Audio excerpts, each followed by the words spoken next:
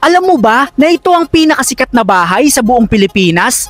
Oo, tama ang narinig mo. Ang bahay na ito ay tinatawag na Pinoy Big Brother House or PBB. Tinayo ito noong August 21, 2005. Dito sa bahay na to nagaganap ang Filipino reality show na kung saan nagkakaroon sila ng mga contestants o tinatawag nilang housemates. Magsasama-sama silang tumira dito at hindi na sila pwede pang lumabas. At pag nandito ka na sa loob ng bahay na ito ay buong Pilipinas ay mapapanood ang ginagawa mo. Kaya siya tinawag na reality show. Sa sobrang sikat ng bahay na ito ay kahit sinong tao ay napapahinto pag nakita ito at nagpipicture talaga. Pero ang pinakadahilan kung bakit naging sikat ang bahay na ito ay dahil kahit normal na tao ay magiging sikat pag nakapasok sa loob ng bahay na ito. Pero take note, hindi ka basta-basta makakapasok dito. Sa sobrang sikat ng bahay na ito ay sobrang daming tao ang nangangarap makapasok dito. Marami ng tao ang napasikat ng bahay na ito. Nandyan sila Kim Chiu, James Reid, Gerald Anderson, Yang Kido, Melay, Sam Milby, Tony Gonzaga at sobrang dami pang iba. Kaya ang bahay na ito ang tinaguriang pinakasikat na bahay sa buong Pilipinas. Ngayong alam mo na, ano pa ang mga gusto mong alamin?